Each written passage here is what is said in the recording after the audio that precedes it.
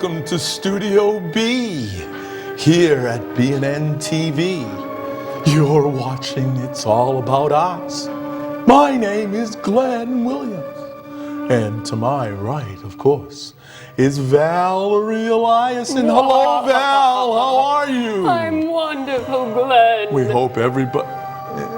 You think this is enough? Yeah, I think it's good. That's enough? Yeah. Oh, okay, that's good. Thank you, guys. Welcome to It's All About Us. Thanks for being here with us this evening. Of course, like I said, this is Val over here. My name's Glenn. Dave and the gang, thanks for letting us play tonight. That's fun. It's a lot of fun, isn't it? Yeah. How do you shut this thing off? Gosh darn it. Ah, what the heck? Here.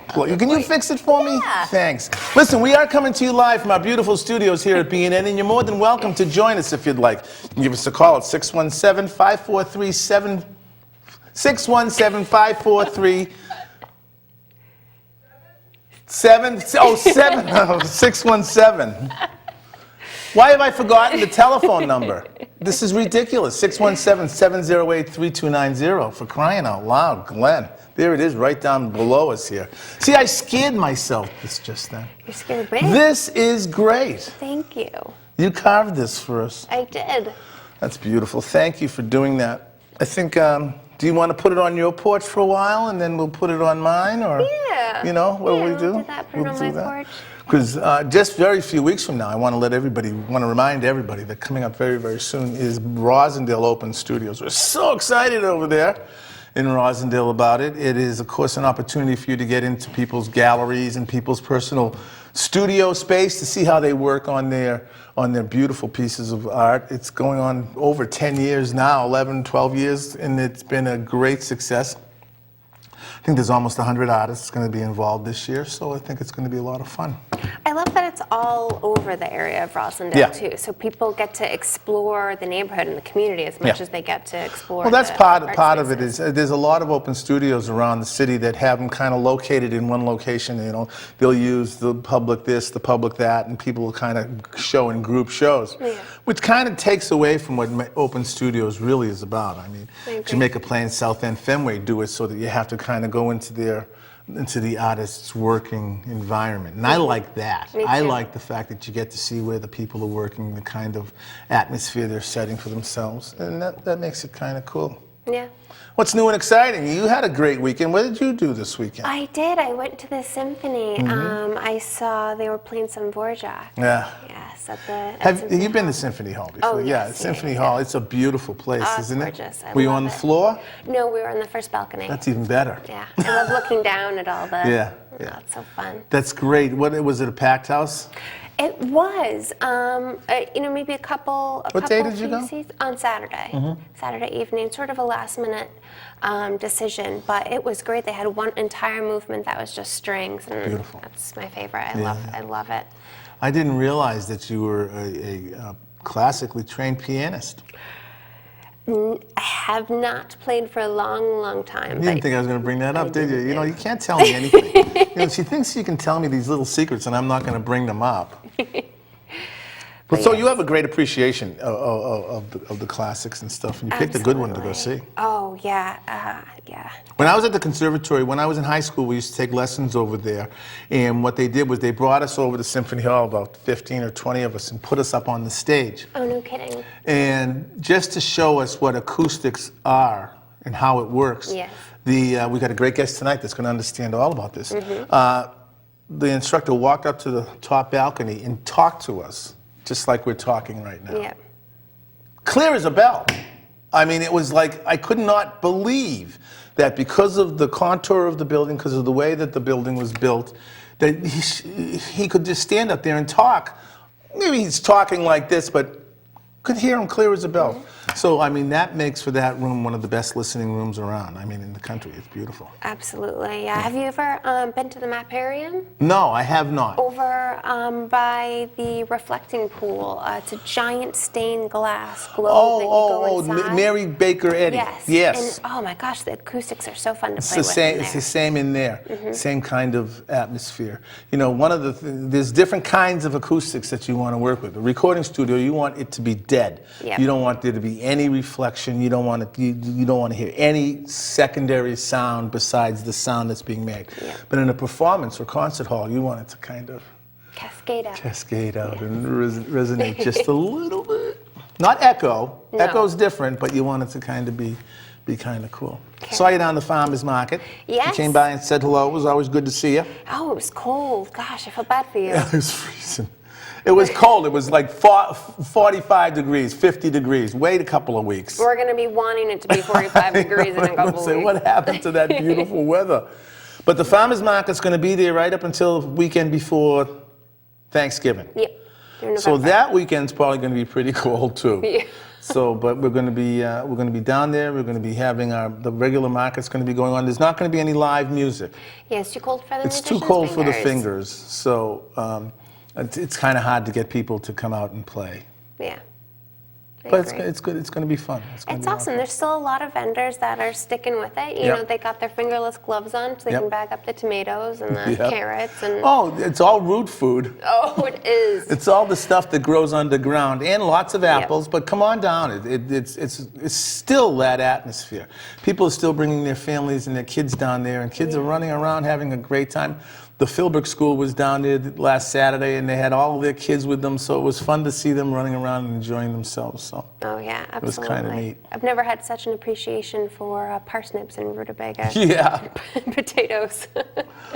One of the things that I'm doing is I'm going to be putting a couple of ads out on some of the periodicals looking for, so I'm going to probably announce it right now, looking for some musicians who want to workshop some original material in Studio 99, in Low Budget Records Studio 99, and it'll be a weekly thing. I think we're probably going to do a 6 or 8 week workshop. That's awesome. Where we'll get some musicians, and the first 10 or something, whatever, or 9 or 10 that sign up, it's free. Yeah. It's a free opportunity to get into the studio and work with some great engineers and some great musicians and stuff, and just workshop some original material. Oh, that's killer. Yeah, I'm looking for some more musicians. Yeah, so we're gonna open that up for a little bit. Okay. Be curious to be a fly on the wall in one of those sessions. We're gonna record the whole thing, and we're gonna film the whole thing. Oh, awesome. So there's a new website that's coming out. It's going to be called Only a Bunch of Strangers.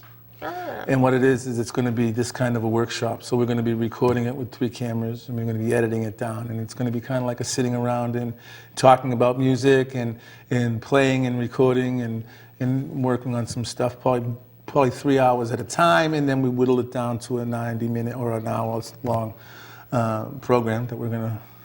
That's so cool. I got nothing else to do. I can't wait. I've got nothing You else have on the my. most packed scheduled calendar out of anyone I know. Well, I know, but the actual playing and in the music and the grinding part, I got to get back into. Yeah. I want to do some more, so we're gonna. Oh, I'm Only a excited. Bunch of Strangers. It's gonna be fun. Yeah. So what else is new? What did you got coming up? You're going away for Open Studios. I'm gonna miss you. I know. I'm so bummed. I'm going to Arkansas. Arkansas? Arkansas to go visit Jacob's Where's parents. Arkansas? Arkansas. It's the pants of Mimel. Pantomime? Yeah. That. I don't know what that means. When you were in school and you were learning where all the states were? Oh, okay, You know yeah, how there's the Pantomime. little guy and the boots right above Louisiana is the pants of Mimel. No, that's not how they taught us. They taught us, you know that state, you know where it is. We had none of that They had a extra. cane. Yeah, we didn't get any not of that Massachusetts. extra stuff, extra things. Well, that's too bad. We're going to miss you, but the art's going to be going up, and I'm going to be changing the gallery here at BNN this week. Next show is going to be the big new installation. Yeah, the installation. I can't wait. It'll be great fun. That's going to be great fun. In case you don't know, what we do is we change the gallery here at BNN, and the first Monday of the month, we invite the artists that are showing in the gallery, and we kind of combine this show with the gallery opening. And we bring a camera out into the gallery and we interview some of the people there, take a look at some of the work, come back in.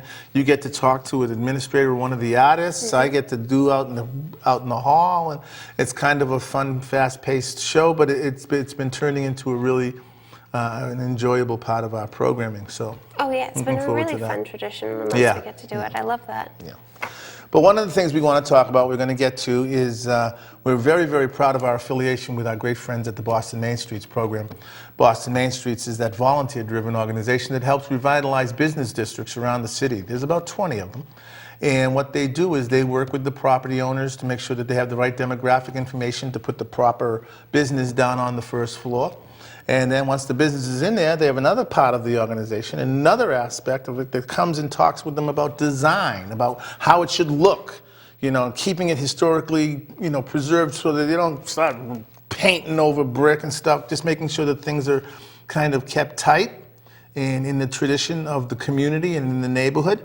And one of the things they used to do was if you take the design and architect's suggestions, they pay for half of the signage. Yeah.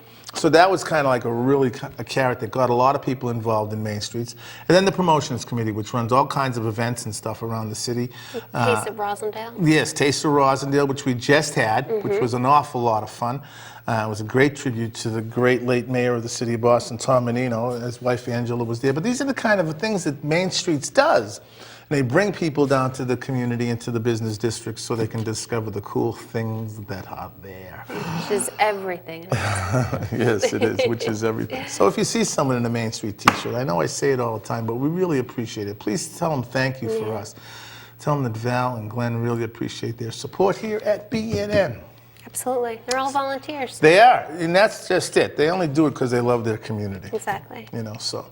And the other thing, speaking of BNN, we're going to talk a second or two about this building that we're in. BNN TV is your opportunity to do television programming. Let's say you have a nonprofit out there that you want to get your message out, your mission statement or something, or bring some guests in to talk a little bit about what you're doing. This is the place to do it. This channel right here, Channel 9, the channel you're watching right now.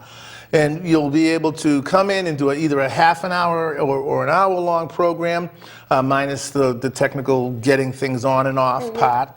And you'll come and do some training here, and you'll get to do some really cool programming. There's so many nonprofits out there that are benefiting from a lot of the things that BNN does for them here. We've been here for a long time. I've seen a lot of them that have come that have become, you know, bigger and stronger because of their affiliation here. And this place is for everyone. It's here for you guys. Yes, it is. Here to utilize. So definitely Yeah, take don't think advantage that of it. we're the only ones that get to sit here and talk. I mean, anybody, if we can do it, Yes. believe me, if they'll let us do it, they'll let you do it too. Then there's another side of BNN, which is cable access, which was the original kind of concept, was giving people a voice, giving people an opportunity to learn how to do television production, come and take classes. It's on Channel 23. You'd come and take some, well, you know what, why don't we take a quick look, take a turn the dial on your television over to Channel 23, and let's take a look and see what's going on over there. Okay. All right, stand by.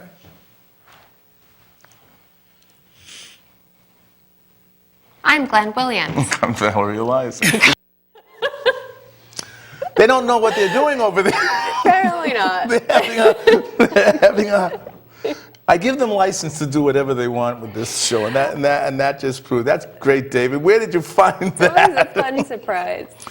But what you do over there is you take these great courses in Final Cut Pro. You take some great these cameras, state-of-the-art cameras here. You learn how to run them. You learn how to do editing in the Timothy Smith laboratory downstairs with all the state-of-the-art Macs and editing equipment and stuff. And they put your show on TV, much like the one we just switched over to see. But that's what BNN is. And if you're interested in getting involved in that, I want you to go to www.bnntv.org. Click on Janice Williams or Jim Atwood. Jim Atwood's name, and they're the people that know what's going on. Those cats can give you all the information that you need. Absolutely. They're doing great. And you know what else is happening there is if you go to that website right now and click on what's playing now, Val and I will show up. You see our three You faces. see the three of our beautiful faces will be there.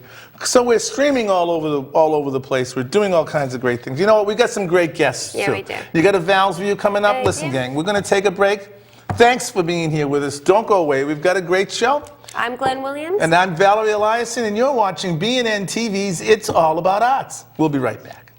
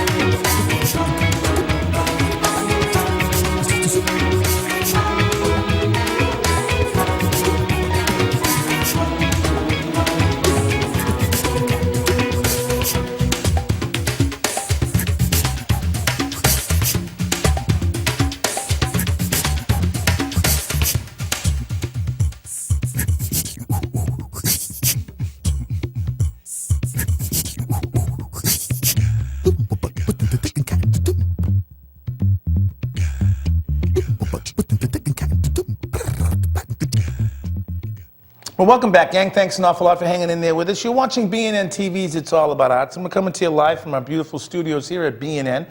We, in fact, are in Studio B this evening, where we do our programming every Monday night from 6 to 7, and you're more than welcome to join us all the time on that. I want to remind everybody that this show will probably be up on our Facebook channel sometime tonight or tomorrow. Excuse me. That is It's All About Arts 1 if you go to your station or you're part of Facebook and put in It's All About Arts and the number 1. All of our programming will come up and you get a chance to see this show all over again. And also, we'd love it if you please join us on Facebook. We've got a great Facebook page that's being managed and handled. The great Val is doing some great work on there. And what it is it's not just things that are going on in this program. There's lots of things that are happening artfully around the city of Boston and Massachusetts and New England. So please, if you're interested in finding out a little bit about that, like that page and you get little notifications every time we put something cool up. But right now, it's time for our feature of the week. We always do it every Monday night. We're very proud of the work that it's being done. Val's doing a great job. It's also featured in the Boston paper on the inside front page flip. So right now it's time, let me turn it over to, it's time for Val's View. Well, thanks, Glenn. That was a wonderful, very Halloween-y introduction. I should have my flashlight underneath me for this segment.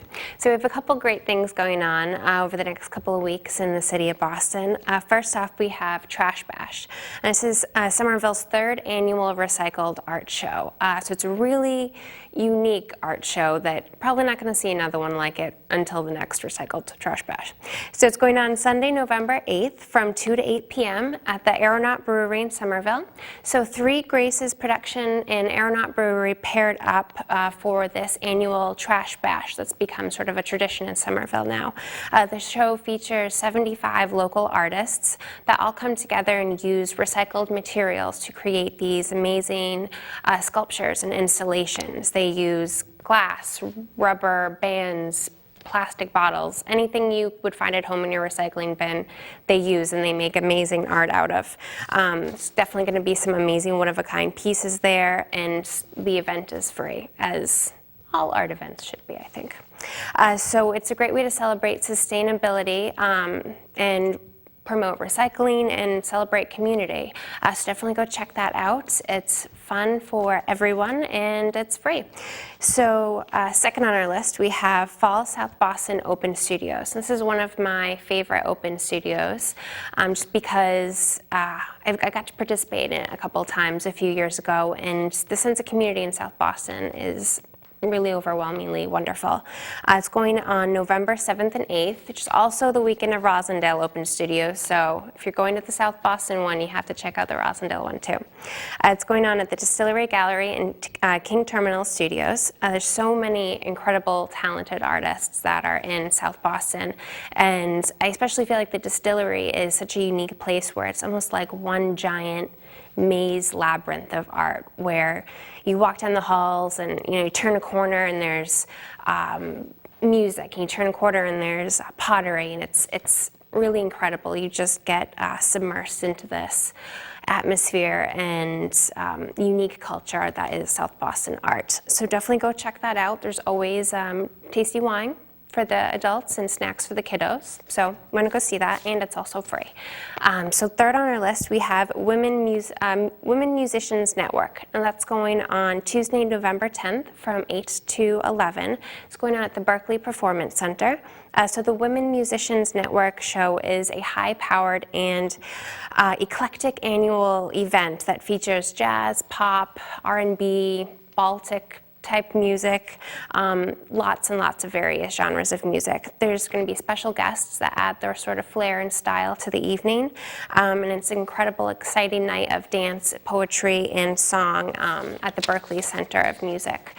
So there's going to celebrate all the women musicians and really highlight some of the spectacular ladies that we've gotten to come to the show. So definitely go check that out. Tickets are available online. Check out the Berkeley website. So I hope you guys get to go out and enjoy Halloween and enjoy the fall and the leaves and the crisp air and hot apple cider, and get to do some of those fun events, especially the free ones. No excuses not to go to the free ones. So, but without further ado, I'm going to throw it back over to Glenn. We have a wonderful guest and a wonderful rest of a Halloween show. So back over to you, Glenn. Thank you, Val. I appreciate it. Our good friend Dan Nicole decided to have open studios over in Southie the same weekend as ours. Huh? Okay. Get my grips on Dan. Good guy, Dan Nicole. He's been on this show a bunch of times. What a great artist and great friend he is. He does some great stuff over there in South Boston. But right now, it is my great pleasure and honor to welcome back to the show Fernando DeOliveira. Yeah, DeOliveira. DeOliveira, Hi, Fernando. nice How to are see you, you my again, friend? Glenn. Thank How you are for you? coming back. Thank you. How's for everything inviting me. going? Everything fantastic. Fantastic? Everything going great. Open my new studio. Yeah, let's talk about that for a second. You're opening a new gallery studio? Yes, it's a new gallery actually. Where is it going to be located? It's going to be at the same area where I have my studio now, on the SOA Art District in Boston, South End. Oh, boy. So the difference is I used to have the gallery studio in the same spot. Yep. I just moved the gallery part downstairs. I have another gallery taking over my old space, which is House Howard Gallery. Oh, yeah. And then now I have the alternative art space on the ground floor of the SOA Art So District. how does that feel, separating your workspace in your show space for you? Is that going to be better, do you think? It feels more, it feels good, because before I would focus on the paintings and the creation aspect and then we just walk through the gallery and see the things in the wall. Yeah. It would be very distracting. It feels good because now when I'm in the studio painting and creating, that's what I'm going to do. Right. That's That's what that space is for. Exactly. It makes more easy for me. Are you affording yourself more space to work? Yes. Yeah, so you're giving yourself a little more now space. because I have all my inventory in a gallery, so I have much more room to make my mess around. Yeah, your mess. I love it. I love it. I love to ask artists this question. If you're developing a website and there's a pull-down menu or something, you have to categorize yourself as a certain kind of artist. Aside from great, but if you had, like, impressionist, abstract, what would you call yourself? I classify my work as abstract expressionist. Okay. It's not something really outrageous or different. It's something I see my art as something a little bit traditional in a way, because Okay. it's inspiring the artists of the 40s, 50s, and 60s. Yeah. The whole abstract expressionist movement. So it's not something actually new, but it's a very contemporary interpretation of what they work and what they used to do. Is there anybody that influenced you as you were coming through? Jack Pollock, Yeah, all those guys. Cooney, Yeah. all these other artists at the same time. And I hate to they call really them traditional abstract, but it's, In a way, it can. There is such a thing as traditional abstract. When you only have the canvas and the paint, and do an abstract, this sounds a little traditional. Yeah. Now, when you put some other object, the people glue do all something, kinds of stuff now. then it comes out a little bit of the traditional look of it. Yeah. How is your space that you're working in? Are you getting ready for South End? Already had your open studio, Yeah, we right? had the open How studio a was couple it? of weeks. It was great. It was fantastic. You I had a found- lot of people coming in. Lot of traffic, huh? The traffic was pretty good. The weekend was perfect weekend for Yeah, open that's studios. great. So it was fantastic. Yeah, It we was wait great. until November a little bit, and we've been lucky the last bunch of years where it's been kind of at 60, 65 degrees, a little sun, and so that gets people out of the house and get them doing that's things. true. Let's talk about your process. The process, and we're going to be looking at some phenomenal pieces of art in just a couple minutes. But I want to talk about your process a little bit. When do you map out and think beforehand and say, okay, I want to do a piece, and this is kind of where I want to go, and I'm going to think about it. I'm going to get the canvas up, and I'm going to be ready to go, and I'm going to start. Yeah, I divide my process in two parts. The first part is the creational part of it, like stopping and thinking about what I'm going to do. Yeah. And then I always find inspiration in places that I go, people that I meet, situations that I'm into. That's where I really find the inspiration for what I do. Yeah. The second part actually is executing this, because in all my years meeting other artists, other professionals in the area, there's a lot of thinking. There is. It's very little doing, and that. Boy, I'm glad you said that, because people don't understand that as much. Yeah, because you can actually sit down and think about what you're going to do for years and not doing anything actually about it. And so I actually force myself after the thinking process actually to do something. Yeah. And then, of course, not everything that I do is good. I wish it was a Picasso, but I'm not. You're not So, Picasso. A lot of things, yeah, I know, I'm trying hard. You're but Fernando. There's a lot of things that goes in the trash, and a lot of ideas that is possible for me to use. Yeah. But I always doing something. So when I found that stream that I want to follow, then I really developed a whole group of art based on that process. Right. And it's been successful for you.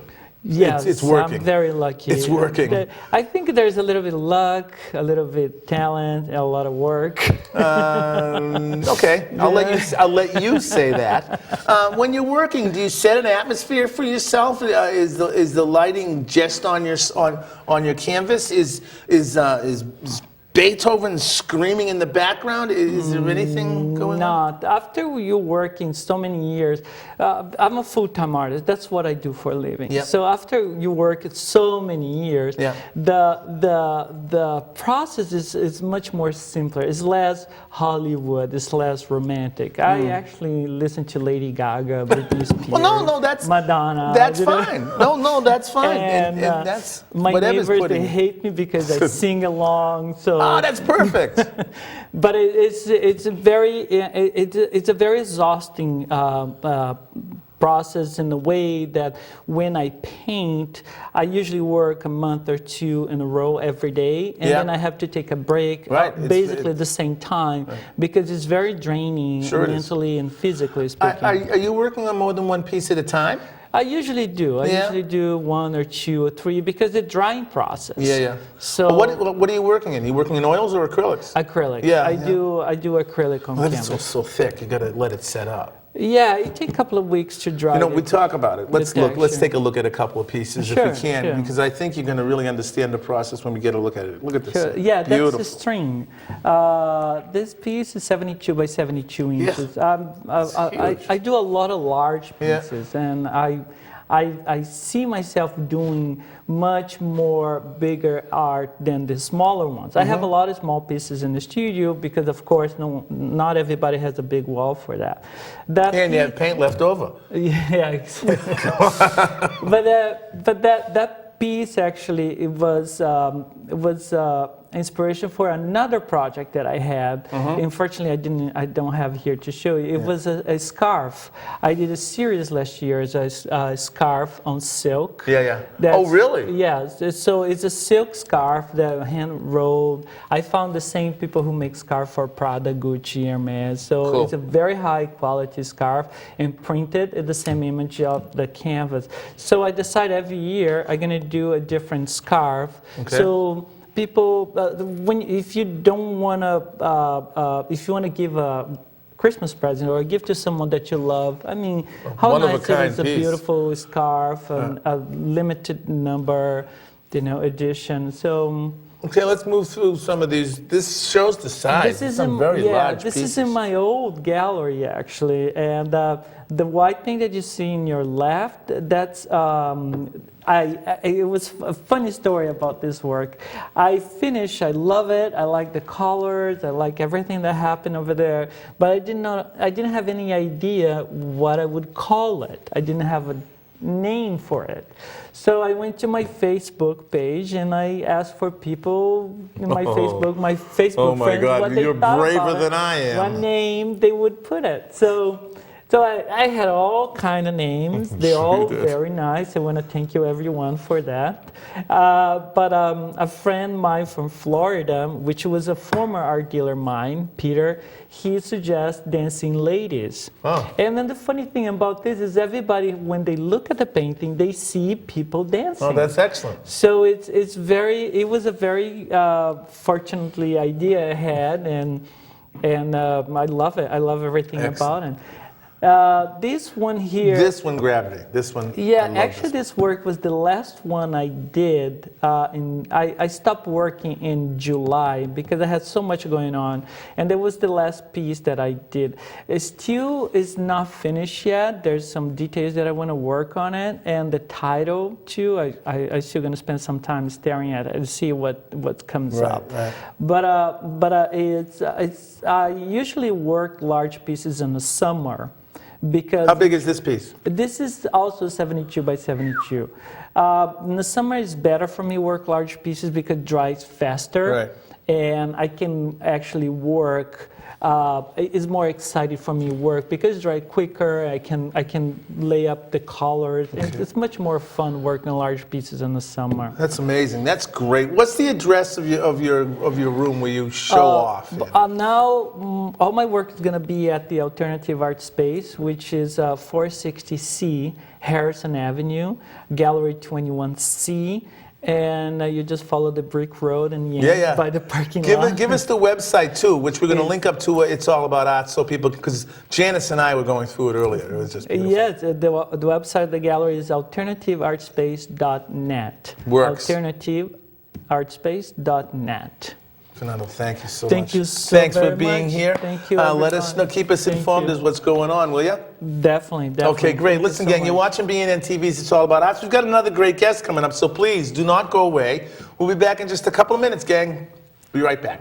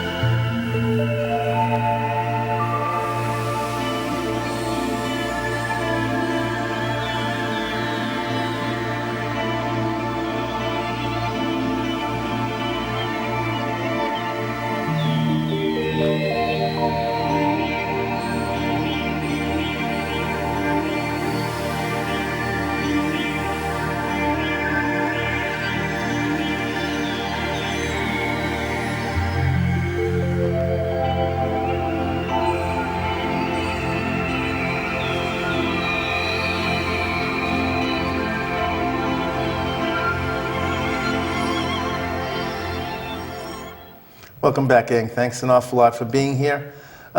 This weekend is, we're not going to see it till after Halloween, but I do want to take 1 second, please, to remind everybody, please keep an eye out for our younger guys and gals, our younger citizens out there. They'll be trick-or-treating, having a lot of fun. But just take an extra take an extra look when you turn around the corner or when you're coming down the street to park, please. Remember that those younger cats are out there enjoying it, all dressed up and hopefully not all in black. but right now it is, we are so pleased and happy to have here in the studio with us. It's my great pleasure to introduce you to Amir Kripper. Hello, Amir, how are you? How are you? I'm doing great, thanks. Good. Thank you for being here with us. You're an architect. That's true. What is an architect? It's a good question. It is a good question. Do? Some people don't have a clear idea what we do. Yeah. We work with builders, with developers, with homeowners, and good architects can take those ideas that they have and transform into something else. Not just to respond to the program, to the basic needs, but in addition to that, produce something different, unique, unexpected. That's really when architecture happens. Now, I've always thought that an architect was somebody who could take a building and know the angles, and you're obviously an artist. Yeah. Right? Are you working at a drafting table? Not anymore. But is that traditional? That's what people think. And when I started school in 1996, we still have drafting tables. Yeah. Those days are gone. 1996, when you were in the second grade, you mean? Yeah. God. But now it's all on computers, isn't it? All computers. Yeah. But we still sketch a lot. At least I like to sketch a lot, and it's a great tool, the hand. And for me, it's really part of my process to start sketching ideas, and eventually that will be translated to a computer, into different programs and software, and then into other drawings. But the first ideas are coming from the hand. Yeah. We were talking earlier about Symphony Hall and how that is one of the most incredible architectural gems in New England, in the country. Does any of that kind of thing come into play with you, or is that more engineering? Well, the architects, they have the knowledge of coordinating many other disciplines. We're generalists, meaning that we know a little bit of everything. Yeah. So we're not lighting designers, but we know about lighting. We're not landscape architects, but we know about landscape. And the same thing with acoustical engineering. We know the basics, and that's enough to have an informed conversation and advice. Because I'm thinking you've got to be a pretty integral part of. The architect must have been very integral as far as how things and where things are going in a room such as that, or any. What kind of things are you doing today? So now we're working from small projects, and I have some images today to show you. Some residential projects in New England, and then up to very large scales, from small homes, additions and new homes, to commercial projects such as restaurants, office spaces, retail, and then to really large scale projects. High rises. Big buildings. Yeah, we are working in actually downtown Boston, new office building on 10 Winthrop Square, so exciting projects. Are you with a firm? Yeah. Who are you working with? Well, you can say my own firm. You can say it. It's Kripper Architecture Studio. Okay. We're based in the South End. Yeah. And gee, everyone's in the South End. I know. It's great, isn't it? It's exciting. It's an exciting part of town, yeah. There must be a lot of, I find the South End so beautiful in terms of all the buildings. There's old buildings and new buildings coming up everywhere. Do you find it to be inspiring? It's such a beautiful part of the city. What is really nice and meaningful, it's to be part of a community. So you are in a location where your neighbors, they care about arts. Your neighbors at the building, but also when you go for a coffee, there is something up in the air, and that helps a lot. Yeah. Are you able to draw from your surroundings down there? I mean, let's say somebody in Hoboken, New Jersey needs a building built, and they say, I like the way the South End looks in Boston. I'd like to do something of that nature. You know, it's always about taking something from the local, what's in there, and then transforming. Yeah. But the local conditions inform the work a lot. I see. Like you cannot just, at least for me, just transport something from the south end and then implant it in a totally different environment. It might not fit. It might not fit. It has to do with the environment, with the weather. You cannot just imagine that a building in the south end in Phoenix. Right, You see? right, So right. it has to be with many other conditions that they are local. Right. Well, let's take a look at some of the pieces, Sure. some of the photographs that you brought with you.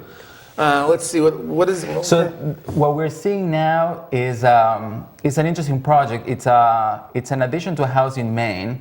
It's the smallest project I'm showing today. What you see on the right side, it's an addition that it's a very contemporary building, but at the same time, it's very grounded in traditional architecture. Right. And that's what we're trying to do. Take something that blends in with the environment, as I was saying. So it's cedar-cladded shingles, but the result at the same time is very contemporary. Now, Very did clean. the client ask for something that was an extension off the building, but still be able to fit into the historic preservation of the area and stuff Exactly. like that? Yeah, yeah. So that's the challenge. How you do that? You know, what are the things that you take, and what are the things you leave behind? Right. And then the end result, the product has to be, in my mind, contemporary. Right. Okay. Wow. That's incredible. Thank you. It reminds me, it almost makes me nervous. It reminds me of playing Jenga as a kid. But Yeah. I'm sure it's Where is insanely this? stable. Well, this is a very interesting project, and this is in Detroit. And this is a proposal we did for a developer that wanted to have a building iconic that will be the symbol of a renaissance of Detroit. Ah, okay. So what you see here, it's a building that has three components. The base is retail, there is office in the middle block, and then on the upper part is a hotel. In a garden in between. And a garden in between. That's awesome. That's beautiful. So the architecture has a power of being almost as a catalyst of new development. If you Right. think here in Boston, projects like the ICA, Yeah, yeah. when that was built, there was nothing. Right. And now you see all the development around it. Right. So architecture has that kind of power. It can be a cornerstone. It could be, yeah. Yeah, so it's something that could build off of it. And that's exactly what this project is aiming for. Yeah. This is something we just finished. We're very proud of. It's a restaurant in Needham, Blue and Highland. And the challenge there, there's another image, a couple more, but the challenge there is how to reinvent kind of an American restaurant. Mm-hmm. What are the things that we want to show? And that's very interesting working with the owners, taking their vision Right. and making something unique. Right. I love the light wood, and that's beautiful. I feel like you don't see that very often. Yeah, and we try to, to showcase natural materials. In this case, hickory. And Beautiful. thank you. So hickory, metal. So it's kind of industrial chic, and that was kind of the goals for this project. The goal was to bring something like that, very industrial, but at the same time warm and inviting. Yeah. Well, there's a lot of natural light here. It's very bright, You know? and it's facing Highland Avenue. That's the main street in Needham. I know a guy who can put some paintings on those walls. Bring that on. Bring them on. There you go. Speaking of working with the business owner or the property owner or something like that, you'll sit and talk with them about their vision and whatnot. Where does the line come to where it's, I got to stop you now and I've got to do my job? Good architects are good listeners. Yeah. So you have to listen carefully. Yeah. It's not about imposing your vision. It's about listening very carefully and taking all that and then processing that and then produce something else and unexpected. Yeah. Are you folding your vision in with theirs? Yeah, in many cases, yeah, because and good projects are really that result of a dialogue. Yeah. So you were able to listen carefully what they wanted. Yeah. Homeowner, business owner, an institution, a museum. Yeah. And then bring something that's unexpected, something that they weren't thinking, but at the same time responds exactly to the point that they're in their wish list. Right. I can imagine that if they're using their head, they know where you're coming from. Yeah, well, that helps before a you get lot. to the picture. That helps a lot. Like there is a common ground. Yeah. That we're on the same page. Yeah. The problem is when those two parties are not connected. Right. They're not on the same page. But as I said, good projects are a result of a good dialogue. So when you see something that doesn't look right, most likely that the match wasn't proper. Are there any architects or artists that that you pull some of your inspiration from? Maybe like Frank Lloyd Wright, or maybe not even an architect, maybe a painter or a sculptor that you see and that constantly inspires you, and you like to show that through your designing? That's a great question. I mean, I was thinking of Frank Lloyd Wright when I was driving over here, and I, with the years, I admire him even more. It just you can see how someone was able to transform and create new American architecture. Yeah. And being able to establish that kind of dialogue. And consistently. Oh, jeez. So, I really admire him. There are many other architects that I do look constantly. I mean, these days you have so much exposure to imagery. Right. And you take a little bit of everything, and then this comes into this blender that's in your brain. And then you come with these ideas. Now that the firm, yeah. Do you have a bunch of architects sitting around and working out things on a workshop basis? Do you find yourself more outside the building more than in? Yeah. So my role, it's a little different. Yeah. It just is that okay? That is okay. Yeah, it's a natural process. So it's not much in the production. It has more about the dialogue. Yeah. So you're with the customer. You're holding hands more. Yes. But I promise it's not going to fall over. But I enjoy that a lot. Yeah. I do. Yeah. It must be so interesting to be involved in I imagine you have to know the materials. You would have to have an incredible sense of math. Just every single aspect of creating a building, making it able to sustain itself and live through a winter snowstorm, I mean, that's awesome. Well, there's all that, I'm sure. Yeah. Materials is something I'm obsessed with.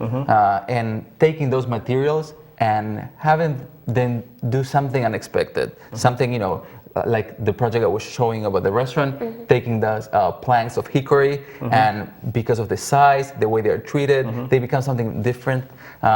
So materials is something of my work that I'm very obsessed with. What's your place like? Yeah. Is it just a disaster because you're? You know what? I'm very lucky. I was able to convince my wife. Yeah. That's a huge challenge right there. To buy a home built in 1875. Oh my goodness. Oh wow. So it's great. It's a beautiful farmhouse, but it's a project. Yeah. On weekends you have enough to do, right? That's coming home.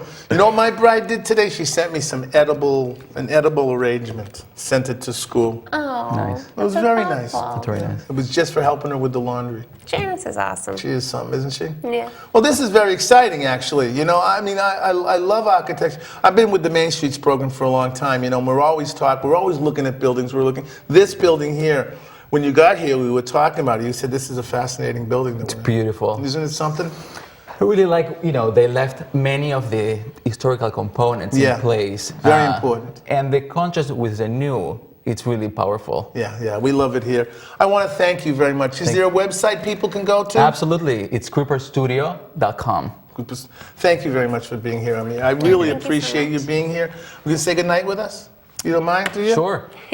Listen, gang, thanks an awful lot for being with us. And please remember, keep that in your mind. We have little kids running around in the neighborhood. And we want everyone to stay safe and be happy, right? Don't we? Yes. We do. Listen, get out there and do something artful for yourself, will you? There's a bunch of stuff Val's been talking about. It's all over our website. If you go to the Facebook page, please remember to like us and check it out. And like I said earlier, this show will be up on our YouTube station sometime, maybe this time tomorrow night. So check us out there. There's lots of past shows there and all kinds of things. Listen, gang. Like we like to say every week, please keep in the forefront of your minds our mothers, fathers, sons and daughters, aunts and uncles, nieces and nephews on foreign soil. Please keep them in your mind, do something artful for them. When you're walking around, check out a building or two. They're beautiful around the city, aren't they? They are. They are. Listen, gang, we'll see you next week, okay? Bye-bye now.